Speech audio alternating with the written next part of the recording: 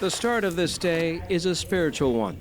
Before MPP Sol Mamakwa heads down to the provincial legislature, he performs a personal smudging ceremony. Me being here is just a small piece of what I can do to bridge people together. Mamakwa's riding is called Kiiwetinoong. It means north in Ojibwe. Situated in northwestern Ontario, this riding is the largest in the province, stretching over 294,000 square kilometers and serving a population of just over 32,000. He represents 31 First Nations, out of which 25 are accessible only by plane, including his own at Kingfisher Lake. He says that bird's-eye view puts everything into perspective. I always think about on how rich we are. Rich in land, rich in the waters, the lakes, the streams, the rivers, and the animals that live in it, the fish that live in it, all the plants and the trees. We're so rich. But I also realize when I go into a community, a First Nation, a reserve, you see the poverty, the cost of living, the struggles. Agreed. I recognize the member for Kiiwetinoong.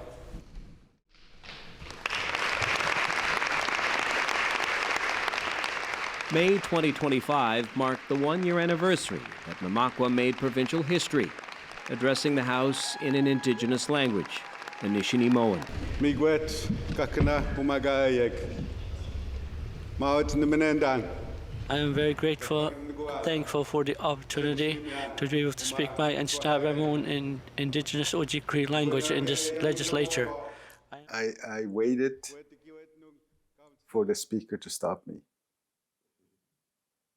I thought I was doing wrong. I thought I was breaking the rules of the House.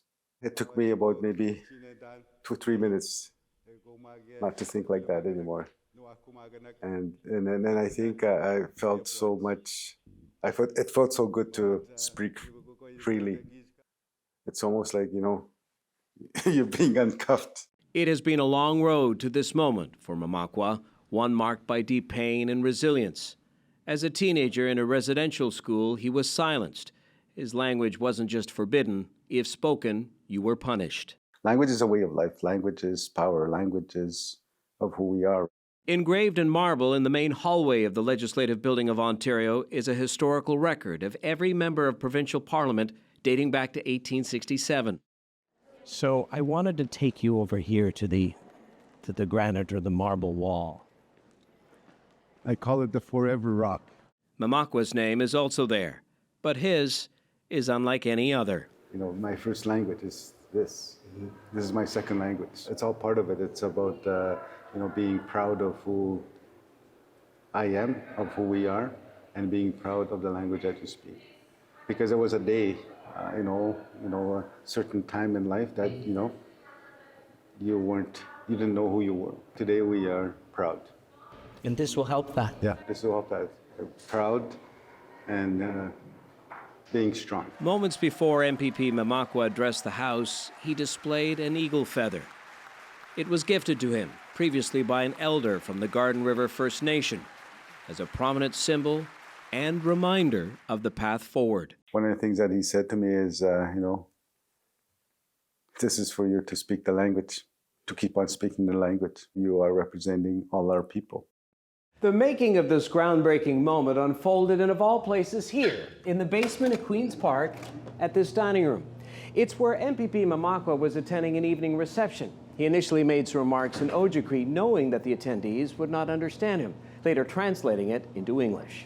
And one of the things I had said in that when I was speaking was that, it's too bad that I cannot speak my language upstairs in the chamber. Minister Calandro, at the time was the government House leader, among other roles, was also at the reception.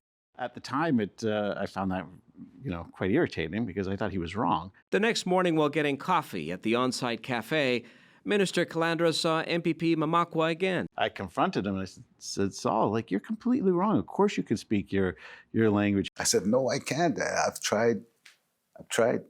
They've stopped me at about 20 seconds. And I went in to go get a coffee, and one of my assistants was with me, and he said, actually, he's right.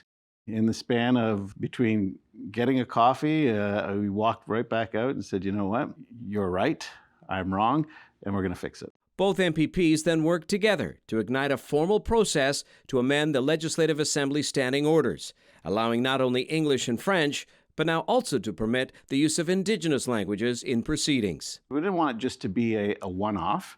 We wanted it to be something that really transitioned into letting Mr. Mamakwa, or anybody else who is elected for that matter, from a First Nation community, come and speak their language. The process also required facilitating in Oji-Cree simultaneous interpretation. In speaking in Timor Indigenous language, that's where my life comes from. And later Hansard, which is the written report of the daily proceedings. It was a very, very big undertaking. I was very, very proud that the legislature did this, that we were able to do it as quickly as we could, and that it was done in a way that I think is an example for a lot of different parliaments. So one of the best days I've had in Parliament, either here provincially or federally.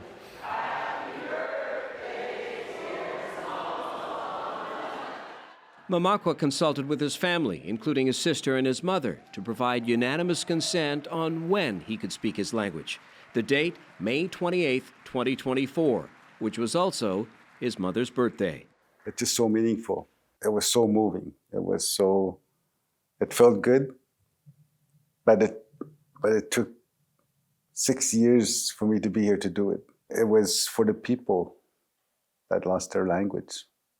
It's for the children that do not speak today. It's for the people who are trying to reconnect to their identity, to their languages.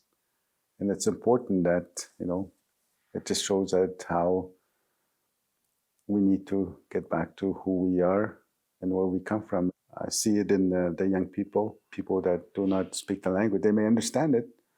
And I think that's one of the things, when we talk about Anwar Oji-Cree, there's not too many of us. Where he is from, his constituents call him the voice of the North. And for the first time, that voice has now been authentically heard.